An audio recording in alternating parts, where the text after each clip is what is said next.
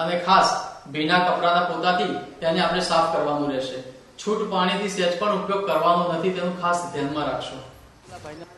હવે આપણે ગભારામાં રહેલા ધાતુના પ્રતિમાજીને થાળીમાં ખૂબ જ વિનયપૂર્વક બહાર લાવી અને પાટલા ઉપર પધરાવીશું. દરેક ધાતુના પ્રતિમાજીને આપણે હવે બહાર લાવવાનું કામ કરીશું.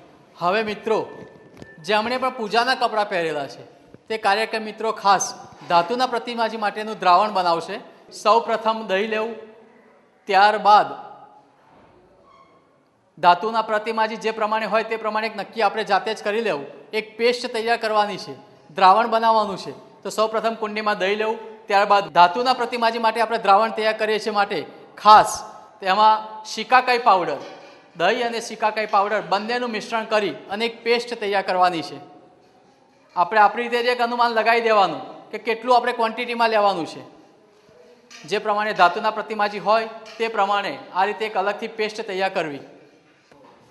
હવે આરસના પ્રતિમાનું જે દ્રાવણ આપણે બનાવવાનું છે તેમાં પણ સેમ એ જ રીતે પૂજાના કપડામાં કાર્યક્રમ મિત્રોએ કુંડીમાં સૌપ્રથમ દહીં લેવું, ત્યારબાદ વડી પાવડર અને ત્યારબાદ શિકાકાઈ પાવડર, આ ત્રણ વસ્તુનો ઉપયોગ કરવાનો છે. પરંતુ વડી પાવડર એ શિકાકાઈ પાવડરથી ડબલ દ્રાવણ લેવું, તેથી તે પ્રમાણેની પેસ્ટ તૈયાર કરવી. આ દ્રાવણની રીત છે આરસના પ્રતિમાજી માટે દહીં, વડી પાવડર અને શિકાકાઈ પાવડર, આ ત્રણ વસ્તુની મિક્સ કરીને પેસ્ટ બનાવવાની રહેશે. જુઓ મિત્રો, હવે આ જે થયું તે ધાતુના પ્રતિમાજી માટેનું આપણે દ્રાવણ તૈયાર થઈ ગયું. અને આ બીજી કુંડીની અંદરમાં જેમાં આપણે વડી પાવડરનો ઉપયોગ કર્યો છે તેનું દ્રાવણ તૈયાર થઈ ગયું છે. એ આરસના પ્રતિમાજી માટે આપણે તેનો ઉપયોગ કરવાનો છે.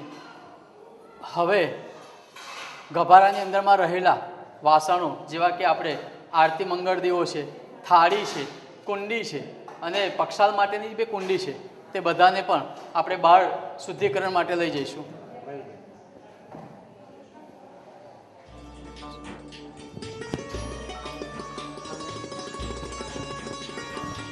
મિત્રો, આપણે જે ધાતુના પ્રતિમાજીનું જે દ્રાવણ તૈયાર કર્યું હતું, જે પેસ્ટ તૈયાર કરી હતી, તેને ખૂબ જ સરસ રીતે આપણે હવે એ ધાતુના પ્રતિમાજીનું વિલેપન કરીશું.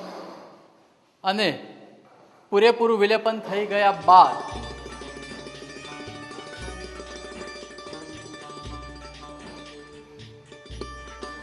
ધાતુના પ્રતિમાજીનું પૂરેપૂરું વિલેપન થઈ ગયા બાદ લગભગ 15 મિનિટ બાદ ફરી આપણે તેને હલકા હાથે માલિશ કરીશું.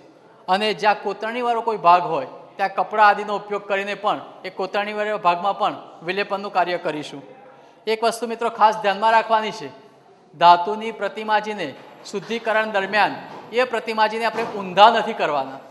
પ્રતિમાજીને થોડાક ઉપર લઈ જઈને નીચેના ભાગમાં અને સાઈડના ભાગની અંદરમાં શુદ્ધિકરણની ક્રિયા કરવી. પ્રતિમાજીને ઊંધા બિલકુલ ન થાય તે ખાસ ધ્યાનમાં રાખશો. જ્યાં વારાકૂંચીની જરૂર જણાય ત્યાં પરમાત્માજીને આવી રીતે બંને હાથે ઊંચા કરી નીચેના ભાગમાં અથવા તો સાઈડના ભાગમાં વારાકૂંચી કરવી. પરમાત્માને સહેજ પણ ઊંધા કરવાના નથી, તેનું ખાસ ધ્યાનમાં રાખશો. જિનાલયની અંદર ગભારાની અંદરમાં રહેલા આરસના પ્રતિમાજીને હવે આપણે સૌ પ્રથમ જે આરસના પ્રતિમાજીનું દ્રાવણ તૈયાર કર્યું છે તેનું પણ વિલેપન કરીશું. ખૂબ જ હલકા હાથે, ખૂબ જ વિનયપૂર્વક આપણે આ વિલેપનનું કાર્ય કરવાનું છે.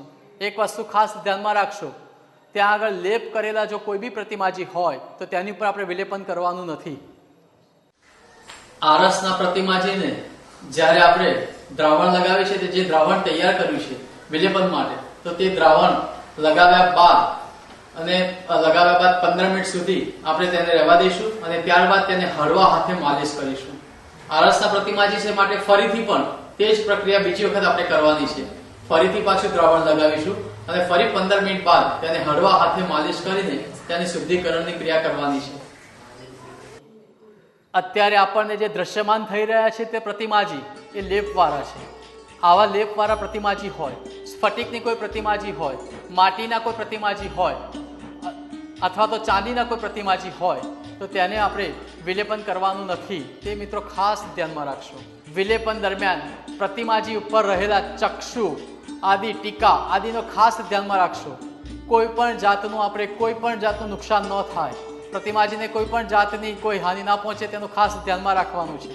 વિલેપન દરમિયાન ચક્ષુ અને ટીકાનું ખાસ ધ્યાન રાખવું ખૂબ જ હળવા હાથે વિલેપન કરવું, ખૂબ જ હળવા હાથે માલિશ કરવી.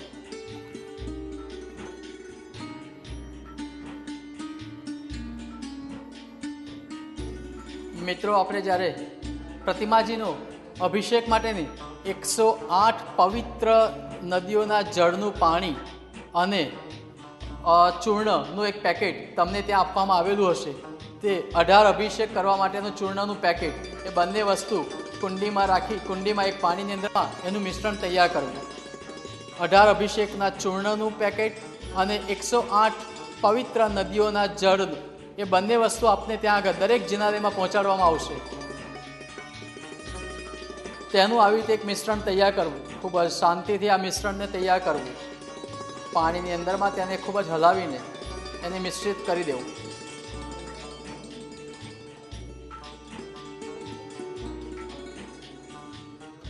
આપણે જે અભિષેકનું પાણી તૈયાર કર્યું તેને દુહા સહિત પ્રભુજીનો અભિષેક કરવાનો છે. કળશમાં તે પાણીને લઈને આપણે અભિષેક કરીશું. મેરુ શિખર નવરાવે હો સુરપતિ, મેરુ શિખર નવરાવે, મેરુ શિખર નવરાવે હો સુરપતિ, મેરુ શિખર નવરાવે.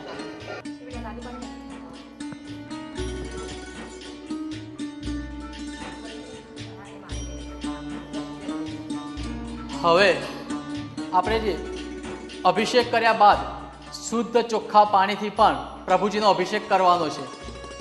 હાથને સ્પર્શ કરી, ખૂબ જ હળવા હાથે માલિશ કરી શુદ્ધ પાણીથી પ્રભુજીનો અભિષેક કરવાનો છે.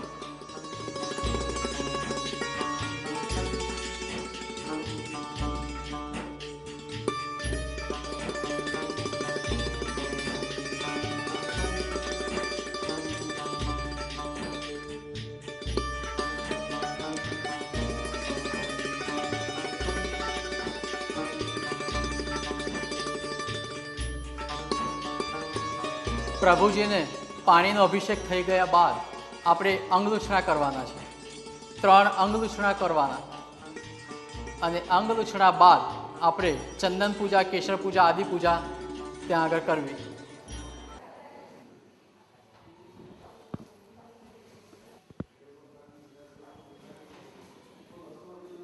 પ્રભુજીને અંગલુછણા આપણે 3 જે કર્યા છે, ત્યારબાદ આપણે જે પદાર્શન સાફ કરવાનું છે તેના માટે એક જુદું કપડું આપેલું છે.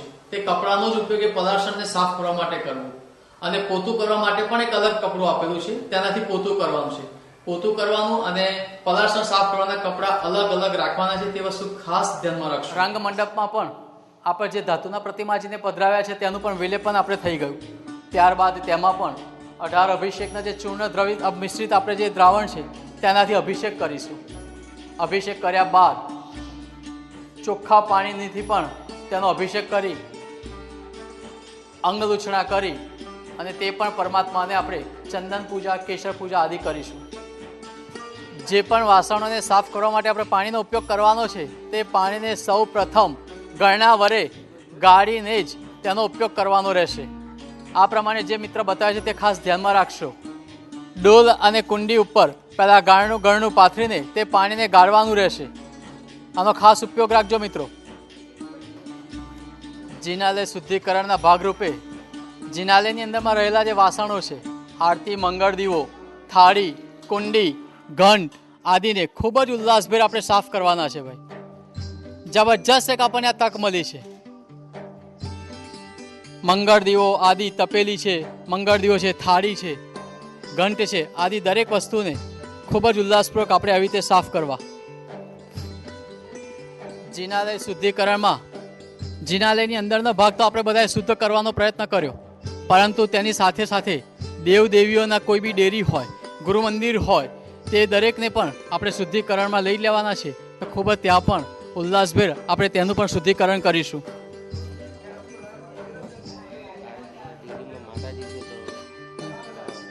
જે તે જિનાલયમાં મિત્રો આપણે શુદ્ધિકરણ કરી રહ્યા છીએ તે જિનાલયની અંદરમાં પ્રતિમાજી સિવાય કોઈ પણ દેવ દેવી અથવા તો ગુરુ મંદિર હોય તો તેની પણ આપણે શુદ્ધિકરણ કરવાનું છે. ખૂબ જ વિનય અને વિવેકપૂર્વક આ શુદ્ધિકરણ કરવાનું છે. એક વસ્તુ ખાસ ધ્યાનમાં રાખશો આ શુદ્ધિકરણ દરમિયાન પ્રતિમાજીને